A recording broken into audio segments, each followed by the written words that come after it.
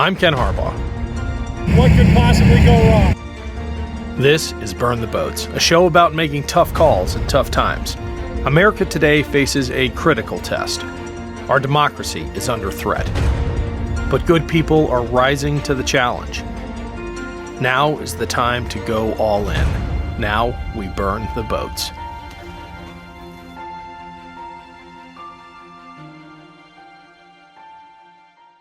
My guest today is Tyler Merritt, an activist, public speaker, and author. His video monologue titled "Before You Call the Cops" garnered national attention after the murder of George Floyd in 2020. We had Tyler on the show last year to talk about his first book, I Take My Coffee Black, and I brought him back to talk about his new book, A Door Made for Me. Tyler, welcome back to Burn the Boats. What is up? I'm so glad to do a double visit on a podcast. Yeah, we have a lot of guests back on the show to talk about their latest project or their new book or whatever, but I got to be honest, I wanted you back just so we could catch up. I enjoyed our last conversation so much, and so many people have asked me about it. I just wanted to see what you were up to. How you been? I'm good, man. I'm good. It's been a busy year trying to just be as active as I possibly can kind of in the world. Also, man, with COVID kind of at least making it a little more accessible to travel, I've been able to get out more into different places to talk about, you know, all the things that I do, to talk about I Take My Coffee Black, A Door Made for Me. So it's been good, man. It's been good. Super busy, but good. Do you ever pinch yourself when you think about the path you're on, the accidental activist that you've become? I mean, that when I read your first book, your backstory didn't scream political activism. I mean, you talk about musical theater more than you talk about politics. Yet here you are. So many of the people who have reached out to me about our first conversation and about what you're doing now have talked about how you've moved them politically. Did you see that coming?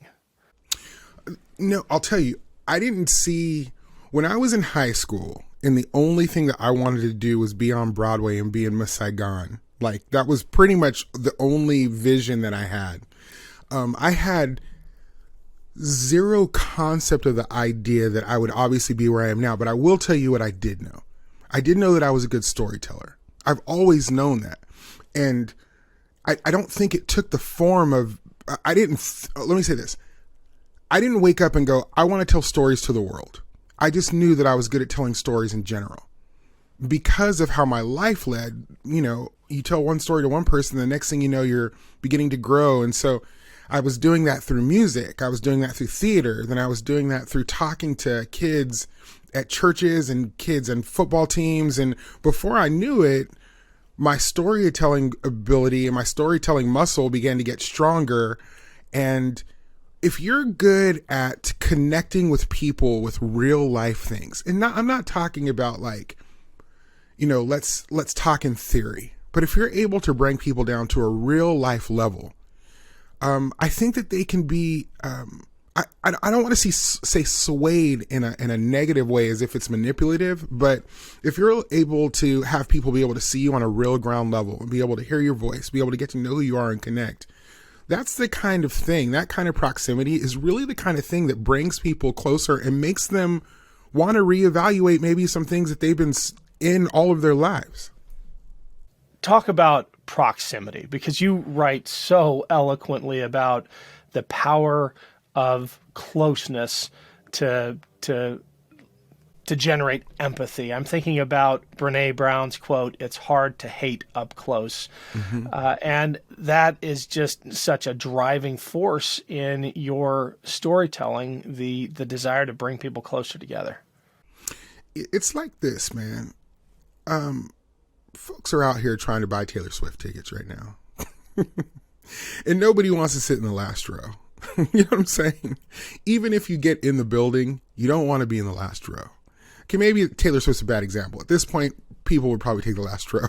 But the point is, the closer that you are to someone, the closer that you can get. The reason why you want to be in the front row is because you want to see that person's sweat. You want to not have to look at the big screen. You want to be able to look at the person in real life. And what's happening nowadays is we have screens in our hands, which oftentimes take us from wanting to be face to face or close up with people. And oftentimes that gives us the privilege to be able to not have to communicate or to see people at all. And the pandemic didn't help. So I'll give an example. For me, from 18 until, 2 years ago or 3 years ago, I've lost track with COVID. I was in church every Sunday almost. COVID happened. I stopped going to church because we stopped being, in the same room with people, and we were doing online church and this, that, and the other. And so many people that I know, and because of that break there, a lot of those people just haven't gone back. And even though church is the structure that has, been around for forever, that was also like a weekly thing that people had the opportunity to at least be around each other that wasn't work related, right? Or it wasn't because you were being forced to be there. And the more that we have the opportunity, the more we give ourselves the chance to really lean in to being around people that don't look like us, that don't sound like us, that have different backgrounds with us, and not just in just a dreamy way, bro. Not in a way of like, oh, well, yeah, I have a black friend or I have a gay friend. I recently saw somebody that posted something that said, if you right now do not understand why your gay friends are scared, you don't have a gay friend. You just know a gay person. Right? So the idea that we can just loosely say, oh yeah, I have this person over there, without actually getting close to them, learning their hearts, learning their stories, learning their passions. When you do that with people, that changes you, man. It really, really changes you. Are there limits to that kind of empathetic approach? And I'll tell you why I'm asking, because that's my instinct as well, is to reach out to those people most directly impacted who are close to me, and to empathize and to listen and to hear their stories. But part of me is just so angry on the other side at the provocations. And for context, this is going to air in a couple of weeks, but we just had this brutal shooting in Colorado Springs. I'm sure that's what you're referring to, at a gay club. And you have a congresswoman like Lauren Boebert, who for years has been stoking this kind of hate, has been inciting folks with her anti-gay tweets and rhetoric and slurs. And the most she can do on the backside of an attack like this is send out thoughts and prayers. You have someone like Tucker Carlson, who makes this kind of rhetoric a staple on his show. And I'm wondering where you strike that balance, how you strike that balance between bridge building and empathy and anger. You just jumped right into the Tucker Carlson boat, didn't you? You didn't hesitate. You were like, let's jump into the deep end. Well, I saw this post. You've probably seen it too, from his yearbook, in which he's got that smirk on his face, and he's bragging about being part of a society celebrating the assassination of Harvey Milk, the one of the first openly gay politicians from San Francisco. It's who this guy has always been, Tucker Carlson, and to offer thoughts and prayers with that kind of history is just, it's gross. Yeah. So, okay. Let me say this, because even talking right now, it stresses me out. Like, thinking about it stresses me out. And I'm so glad we're talking about it, because I feel like my perspective might be able to ease some people like anxiety just a little bit. as I've been touring around the United States lately, I've been saying this to people face to face. We currently live in a society where we have the option to follow people, like literally just press a button and follow them, or choose to have them. Not everybody in the world deserves to be followed. It's an honor for someone to choose you to follow. And we have to remember, not everybody deserves to be followed. With that being said, I have conversations with people all the time that say to me, Tyler, how can you be friends with people that you know have actual political issues with who you are as a black person? They feel a certain way about gay people, this, that, or the other. I want to say this. I think there is a genuine, actual difference between having a black, dark heart, like having a dark heart, than having a history and a background that has placed you in the place that you are. I really do believe that there are real life breathing individuals, 85-year-old white men or women, who may never, who grew up in, so let's say the South, I'm just going to draw the story, right? Who grew up in the South. They were raised with hearing their parents use the N-word. They were also raised with only being able to see black people as kind of like slave mentality, never really understood what it was like to look someone else in the eye and see them as human. Now, that doesn't give them a pass. Let me be very clear. That doesn't give them a pass. But now me, if I stumble upon this 85-year-old white man or woman and they begin to talk to me about their history of how they feel about black people or gay people, I'm able to at least go, okay, I have a little bit of understanding because of where you came from. I have a little bit of understanding because of your history. I have a little bit of understanding because of how you were raised, your lack of proximity. You're not you building your ideas of who I am as a black person based on your biases, based on your assumptions. So I now can look at you and go, I may not agree with you on any level at all whatsoever, but I can at least understand where you come from. And if I can understand where someone comes from, that at least allows me to go, okay, are you in the like dark heart category? Or are you in the, and I don't mean this in a negative way, I mean this literally, are you in the ignorant category? And some people don't have patience for the ignorant. And oftentimes I can hear somebody making ignorant comments and think to myself, that's not coming out of a place of you being a horrible, horrible person. That's coming out of a place of you actually ignoring the reality of the beauty of other people in your life and not knowing about them or experiencing them personally. That allows me to get a lot more grace than the average person would give. And if I'm being honest with you, bro, as a black person, and this is just the truth, as a black person, I'm experiencing ignorant people on the daily. You know what I mean? So I can't just throw somebody to the side when I look at them and go, oh no, ooh, you're a Tucker person. I have to really take a minute and go, okay, do you really hate? Do you really hate? Or do you just not know? Because if you're in that category of just not knowing, I can work with that. Like I can work with that. And so there's some grace and there's some hope for you and us. Now, just let me speak really quick to Tucker, because you open up this can, man. Tucker has a power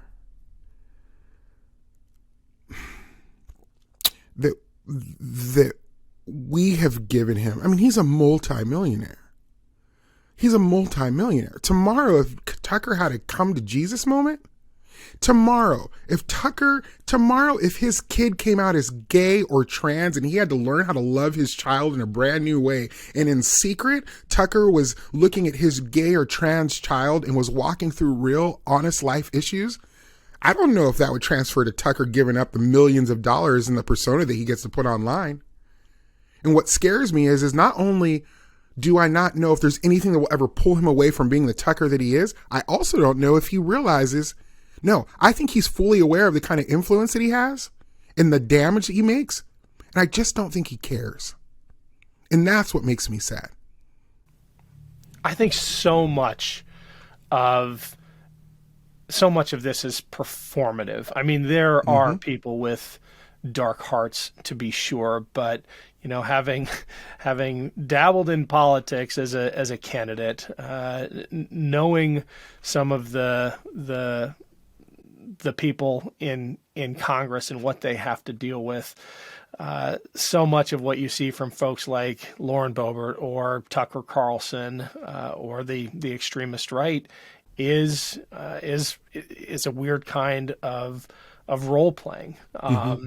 And I don't know that makes it better, because it's just so cynical to stoke other people's hate and prey on other people's fear for your own political gain in the case of someone like Congresswoman Boebert, or monetary gain in the case of someone like Tucker Carlson. I want to talk about your approach to overcoming the ignorance, though, of people who follow the Tuckers and the Boeberts of the world, because as much as you talk about proximity, you're not really talking about geographic closeness. I mean, you can live right next to someone, and if you're not having the right kinds of interactions, the right kinds of conversations, it's not doing a whole lot of good. And I don't know that everyone watching will remember or have even listened to our first conversation, but can you talk a little bit about Utah, Alabama, and your family's history there? And as someone who went to high school in Alabama, this hits close to home. You can be in a certain geography and still not develop that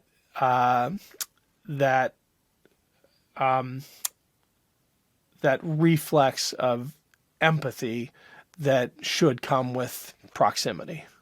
100%. So I'm going to give people some context. This is a pre-Thanksgiving conversation you're having. Like, Thanksgiving's really close. So over the next 24 hours, I'm going to go visit Utah, Alabama. My mom is there, and she came in from Las Vegas, my mom and dad, and all of my family is kind of gathering in this tiny little black town called Utah, EUTAW, which they love that I talk about it in my book, I Take My Coffee Black, because they're like, we're on the map. But when I talk about it in the book, I talk about how when I was 8 years old, I went there, and I grew up in Las Vegas, but my family, of course, was from this deep area in the South. As I went home to visit, this kid came up to me and said, "Hey, are you Ken?" And I went, "Wait, what? Am I who?" He's like, "Are you Ken?" And I was like, "No, I'm not Ken." And I looked over at my cousin like, "Why is this kid calling me Ken?"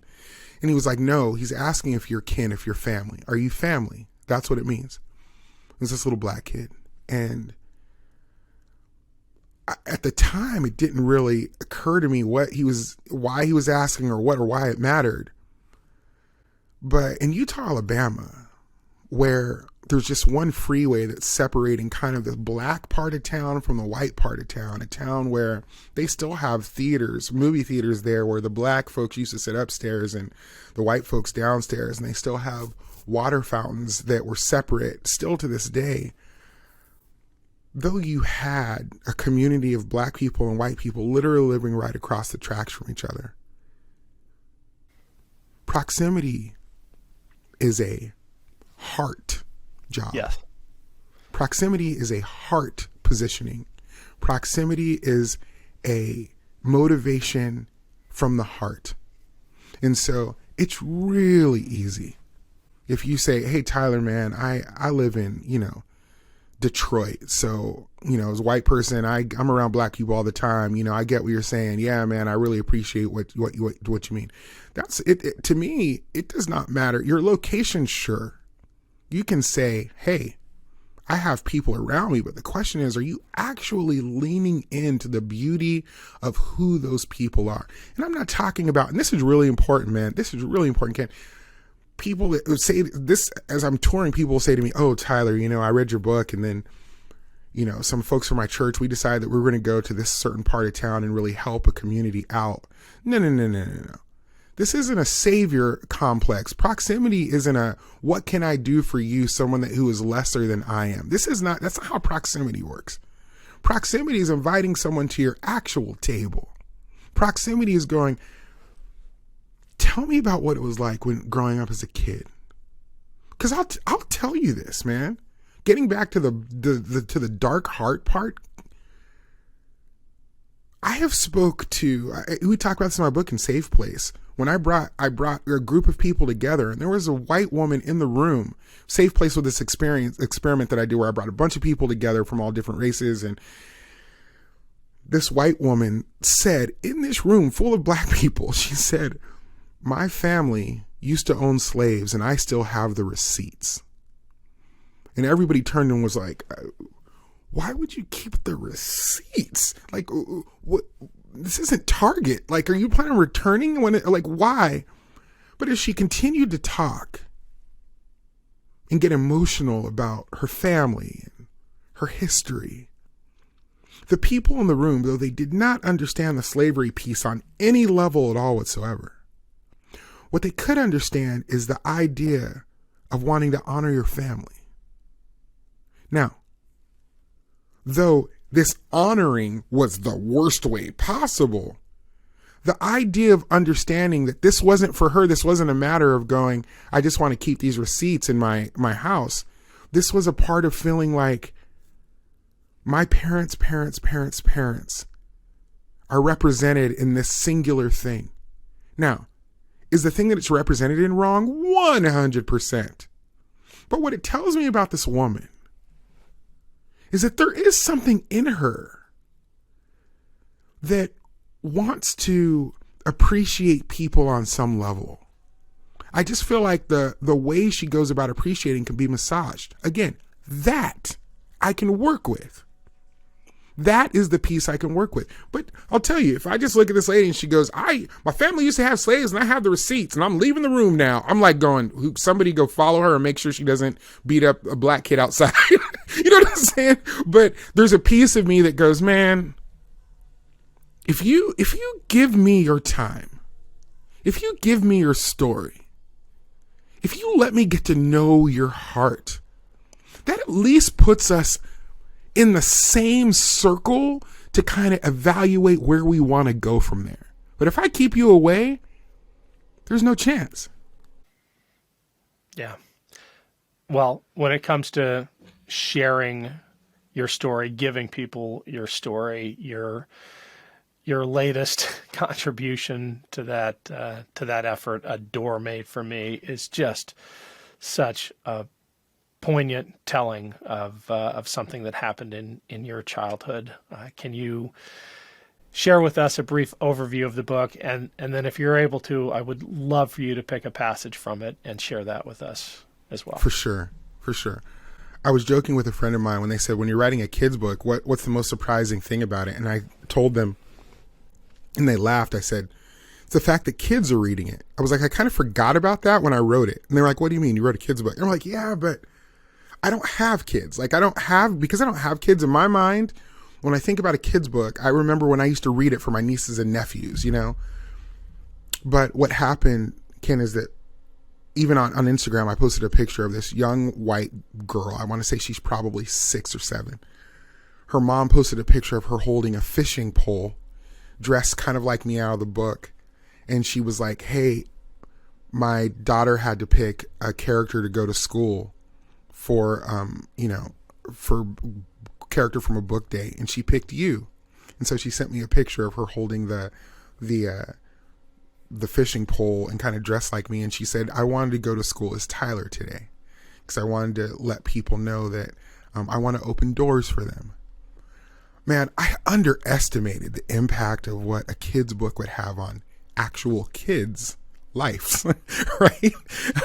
I just was like, I'm putting together this really cool story that I think is great. And, I'm pulling it out of a story out of I Take My Coffee Black. But A Door Made for Me is a really super simple story of how I, at a very young age, experienced racism for the very first time. Now, I'd always known that I was black. I just didn't know that my blackness was going to be a problem for some people.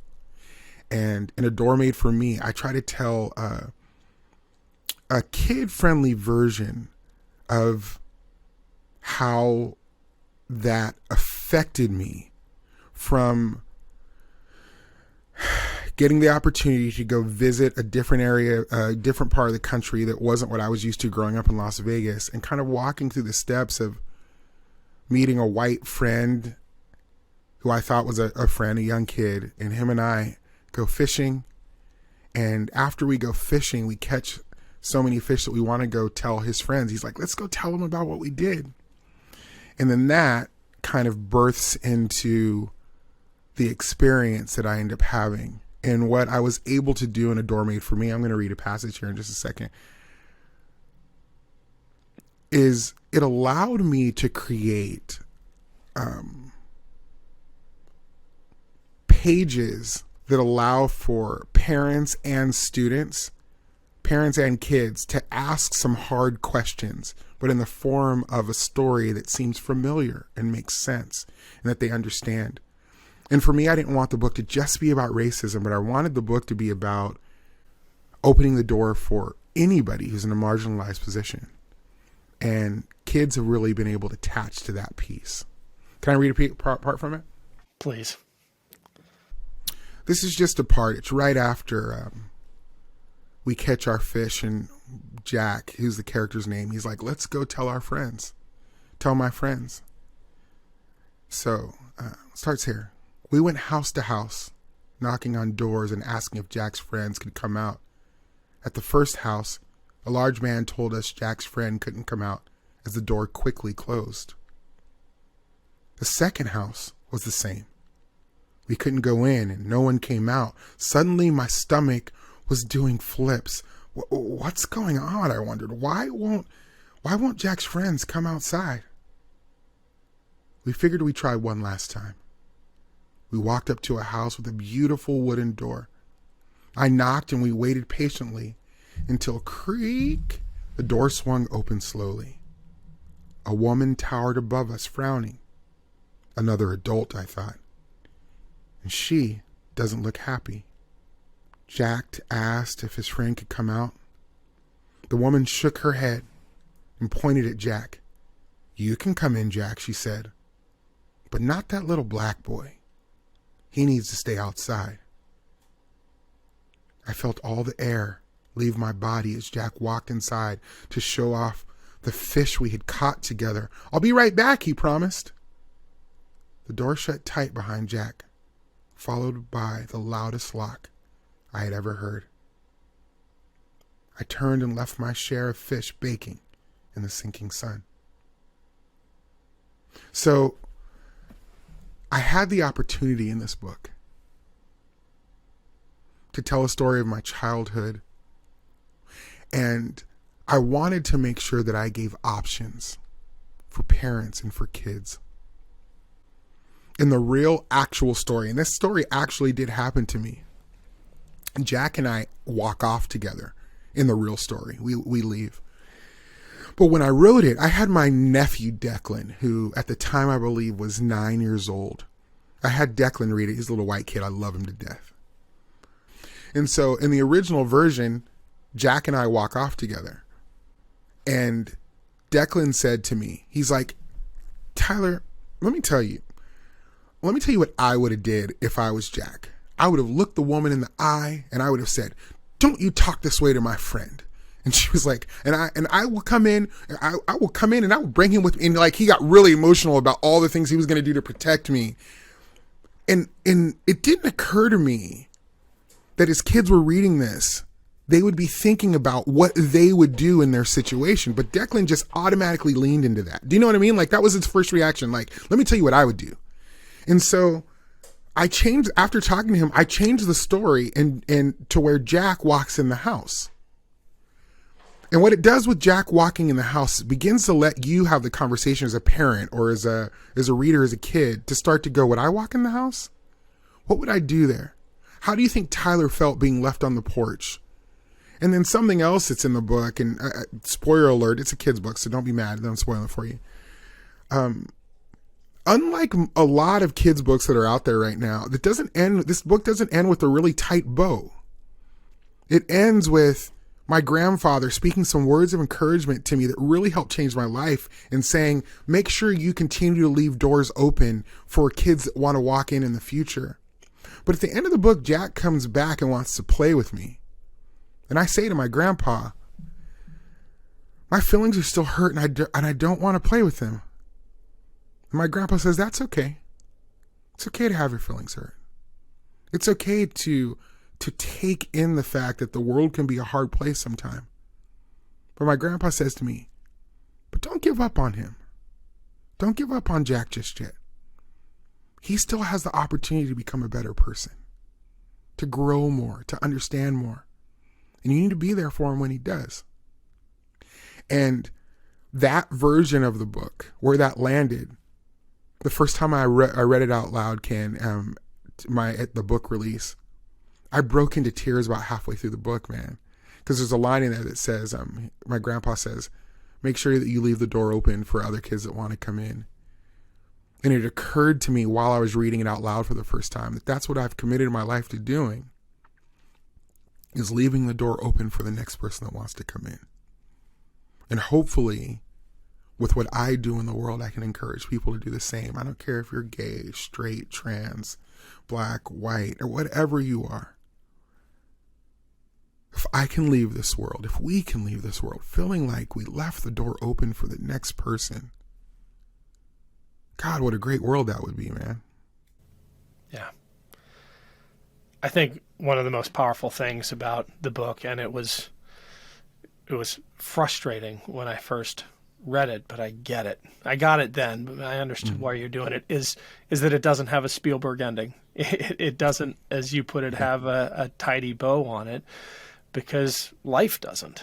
And I was going to ask you this at the top, but you already answered it. I mean, you're not writing this book for just the kid left at the door, or the kid who's let in, or the parents. You're writing it for everybody. Yeah. Yeah. Like I said a minute ago, I underestimated the response I was going to get from kids. And so parents will leave me messages, or they'll send videos of their kids talking to me. And their kids will, I'll tell you something that's really beautiful. A lot of white kids that will read the book, and white families, they really do not understand why I wasn't allowed to come in the door. Like, not until we get to the part where the woman says, why, I'm not going to let that black boy in. Like, the kids are really like, why are they not letting their friends come out? Like, I don't understand. And then finally, I've had families and kids write and say like, oh, it was because you were black. That's dumb.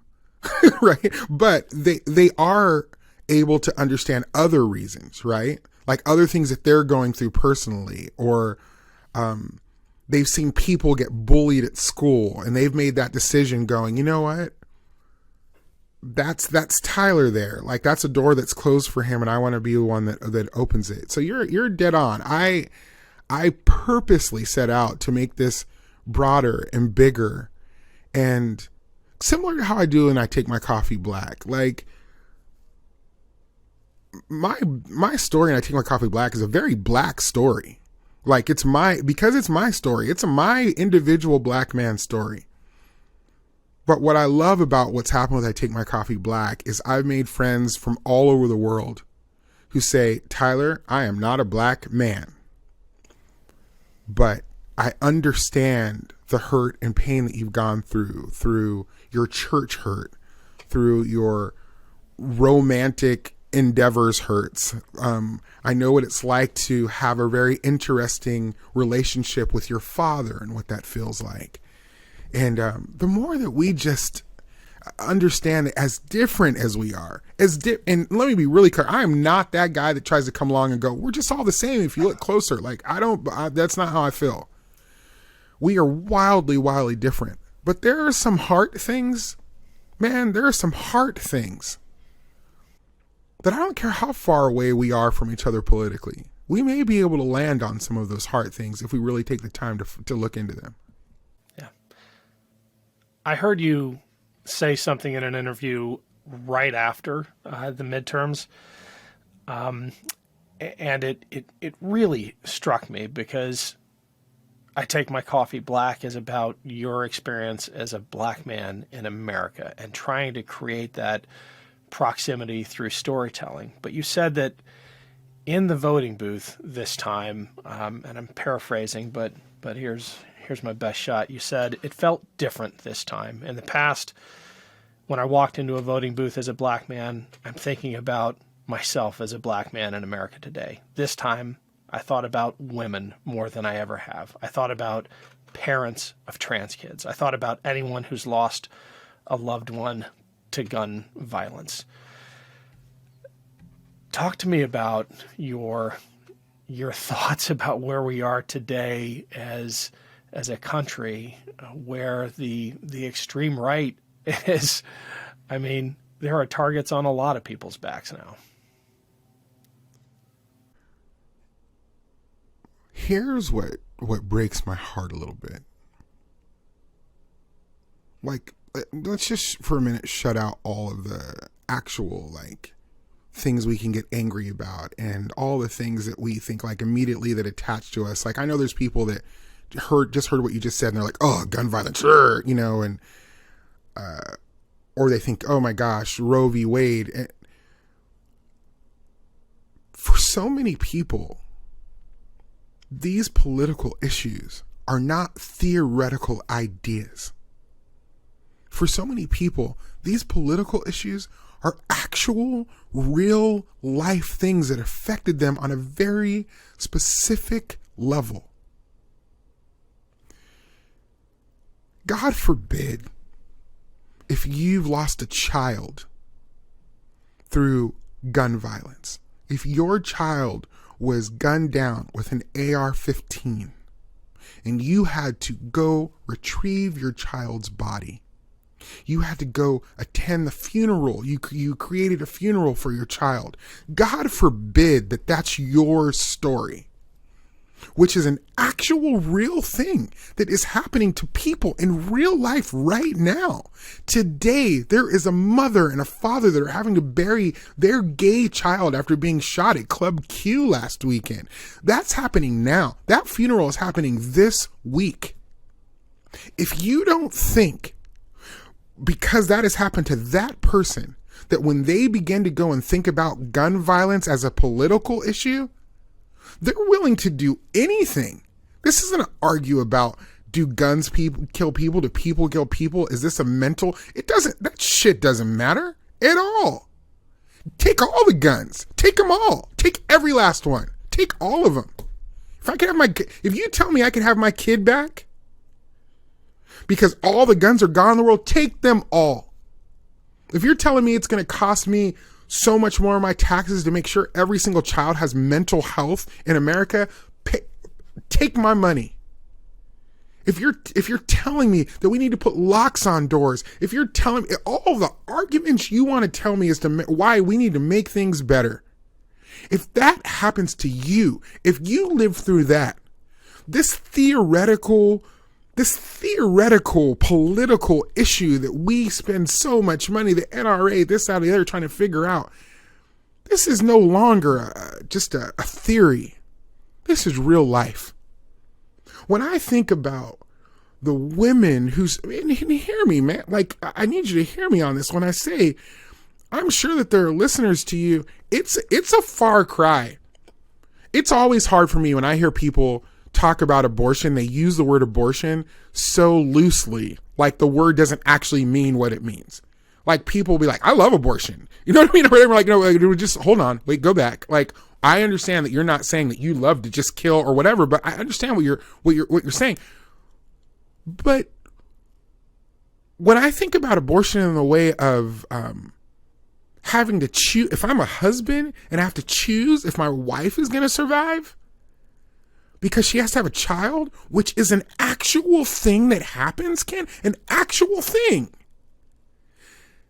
And you suddenly want to come to me and take the right of my wife being able to choose whether she gets to live or the baby has to go, and suddenly this becomes a political issue that you get to decide. When we take that away from a theoretical thing and we put it into the real life of real people, when I walk into the voting booth now, that's where my head is at. I'm not looking at these things like, oh, I think this is going to be just cool or I am so proud to vote blue. No. I'm going in and I'm pressing a button or I'm checking a box. I'm thinking about the real people that are walking this earth right now and the work that I've done to get into their face so that I see their faces when I'm in that booth. And listen, I've spent most of my life trying to tell people about my black experience so that they can do that too when they walk into the booth. So they think beyond George Floyd. They think about their neighbor. They think about the young black kid that goes to school with their child. But this time when I walked in, man, we're in a different time where it feels like there's an attack not just on black folks. And an attack is a hard word. Because sure, we can say, I've heard many people say the word attack. I don't even think about it as an attack. I just think about it as just this absolute wondrous lack of empathy for real people. And I can't walk into a voting booth without having a real, actual empathy for real people. Sorry, I obviously get a little opinionated about all that. Tyler, I'm glad you do. This has been, if anything could top our last one, this one did. Thank you so much for sharing with us. The book is A Door Made for Me. We'll put a link in the show notes, and we'll make sure to direct people to the Tyler Merritt Project, doing extraordinary work in achieving real proximity, not just geographic closeness, but bringing real people together. Thank you again, Tyler. Been great. No, hey, let me thank you really quick. Thank you for giving me the opportunity, and so many people that you do on this podcast, man, to be able to have real life conversations, not only political, but things I think that really touch people to the heart. It means a lot that you created this atmosphere, man. Thank you very, very much for having me back. Can't wait till I write the next book so we can chat again. You got it. Well, let's not wait that long. Good talking to you, Tyler. Thanks, bro. If you're a reader, especially if you love insightful conversations with the most interesting and impactful writers of our time, Wild Precious Life is worth a listen. I'll let the show's host, Anne-Marie Kelly, tell you a little more. Wild Precious Life is a show about making the most of the time we have. Each week, we talk with prize-winning writers, artists, and wanderers who teach all of us what it means to be curious, wild, and brave. At Wild Precious Life, we never run out of stories, so you can dwell in possibility, dream with your eyes open, and say yes to hope, connection, and love. Especially when days seem overwhelming. Come walk, talk, dream, and discover Wild Precious Life. Listening is like catching up with an old friend. So, if you love books or music or chocolate or joy, subscribe and follow Wild Precious Life wherever you listen to podcasts, and get the first episode in your feed today. Thanks, everyone. I hope you'll check out Wild Precious Life wherever you get your podcasts. Our blue wall stopped the red wave and election deniers got denied election. That's why we're celebrating with the new Democracy Prevails team. We've got lots of work to do, but we should all be proud that when democracy was tested, democracy prevailed. You've earned this. Don't wait. Get yours right now at store.MeidasTouch.com. That's store.MeidasTouch.com.